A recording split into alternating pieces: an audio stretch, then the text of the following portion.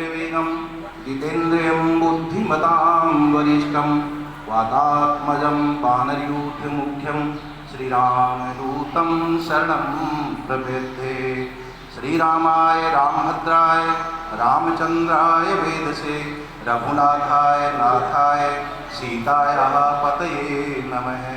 श्रीराम राम रामेति रमे रामे मनोरमे सहस्त्रनाम तत्तुल्यं राम नाम वरानने। बोल सियावर रामचंद्र भगवान की जय। श्री बालाजी महाराज की जय। आज हनुमान जयंती के उपलक्ष्य में उपस्थित सभी माताओं बहनों को, उपस्थित सज्जनों को हनुमान जयंती की बहुत बहुत बधाई और शुभकामनाएं।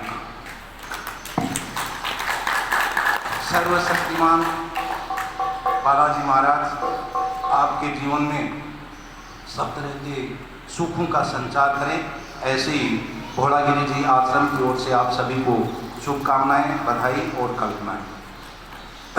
मैं एक और आपको बताना चाहूँगा कि यदा यदा ही धर्मस्य ग्लानिर्भवति भारत अभ्युत्थानम् अधर्मस्य तदात्मानं सृजाम्यहम्।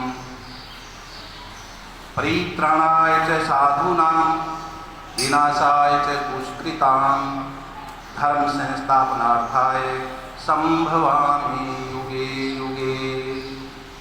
तो जब जब पृथ्वी पर धर्म की हानि हुई है तब तक भगवान श्री कृष्ण कहते हैं कि मैंने किसी न किसी रूप में अवतार लिया है धर्म की रक्षा के लिए, सज्जन व्यक्तियों की रक्षा के लिए, धर्म की स्थापना के लिए।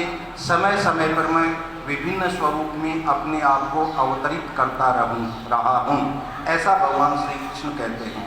तो मैं निवेदन करना चाहूँगा कि गोपाल गिरि जी महाराज के समाधिस्थ हो जाने के बाद, गोलोक धाम गमन कर जाने के बाद इस परिक्षेत्र में एक तरह से धर्म का ह्रास होने लगा था।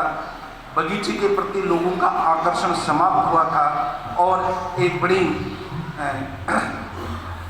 एक मन में भय व्याप्त हो रहा था कि अब इस बगीचे का क्या होगा, आश्रम का क्या होगा, इसको कौन संभालेंगे। विगत 3 साल में यहाँ के पड़ोसी के गांव के लोगों ने बड़ी मेहनत करके अपने बहुत ही खून पसीने की कमाई में से 2 पैसे का अनुदान दान करके और इस बगीचे का ये भव्य स्वरूप बनाया, आश्रम का स्वरूप बनाया। लेकिन दिल और दिमाग में एक भय व्याप्त था कि यहाँ भगवान की प्राण प्रतिष्ठा कर दी गई, मंदिरों का निर्माण करवा दिया गया। भोलागिरी जी महाराज यहाँ पे वर्षों से विराजमान है। ऐसी स्थिति में अगर यहाँ पे समय पे पूजा पाठ करने के लिए कोई व्यक्ति उपलब्ध नहीं होगा, भगवान को समय पे भोग नहीं लगेगा, तो इस धर्म भूमि का क्या होगा। यहाँ के आस पड़ोस के परिक्षेत्र के लोग हैं वो किस तरह से अधर्म के और अपुण्य के पात्र बन जाएंगे, ये भय सता रहा था। लेकिन जैसा भगवान ने कहा है कि यदा यदा ही धर्मस्य ग्लानिर्भवति भारत अभ्युत्थानम् अधर्मस्य तदात्मानं सृजाम्यहम्।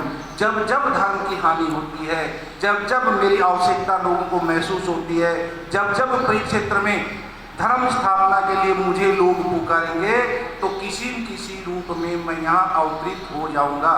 तो ऐसा ही भोलागिरी जी महाराज की कृपा हुई, आप सब लोगों पर कृपा हुई, हम लोगों पर भी कृपा हुई कि अचानक बिना किसी प्रयास के गोविंद दास जी महाराज यहाँ पे अवतरित हुए। पता नहीं कहाँ से आए, क्यों आए, किसने बुलाया, किसी को कोई पता नहीं।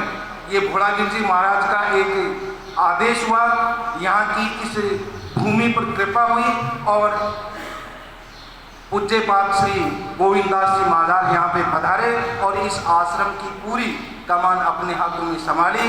विगत 4 महीनों में इस आश्रम का जो स्वरूप आप देख रहे हैं वो आपके सामने है, आपकी कृपा है। आपकी कृपा से ही हम सारे लोग कृपा पात्र बने हुए हैं और इस धर्म भूमि को विकसित करने में सक्षम महसूस कर रहे हैं।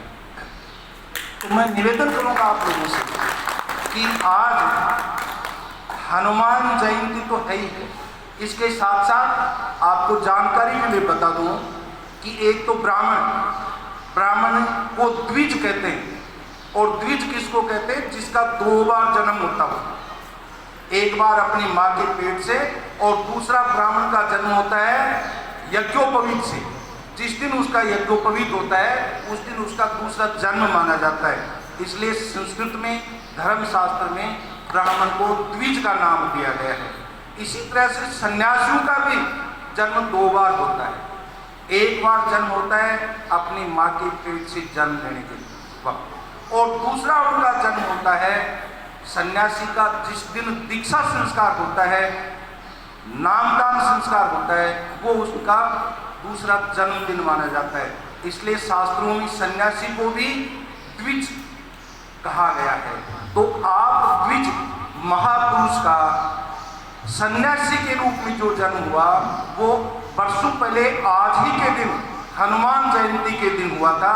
इसलिए हम सभी यहाँ उपस्थित लोग आपके उस दीक्षांत समारोह के उपलक्ष्य में, आपके एक दोबारा जन्म लेने के उपलक्ष्य में, आपके सन्यास स्वरूप को जिस दिन आपने धारण किया उस दिन के रूप में हम आज आपको बहुत सारी बधाई और शुभकामनाएं ज्ञापित करते हैं।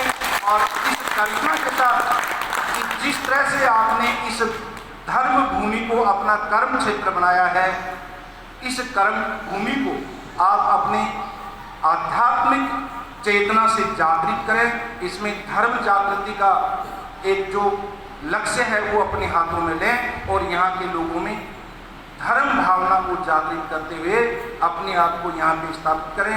आप हमारी प्रेरणा स्रोत बने। तो इस दीक्षांत दिवस के रूप में महाराज श्री का आज हम सब लोग मिलकर के और अभिनंदन करना चाहेंगे, इनका अभिवादन करना चाहेंगे, सत्कार करना चाहेंगे, स्वागत करना चाहेंगे। इसके लिए सबसे पहले मैं रोरू चोटी के लोगों से आग्रह करूंगा, श्री बाबू सिंह जी, साहिर सिंह जी, मूल जी, आप लोग पधारे, नंद किशोर जी, और महाराज श्री को माल्यार्पण कर आज इस पावन उपलक्ष्य में आप इनका अभिनंदन करें और स्वागत करें। आओ।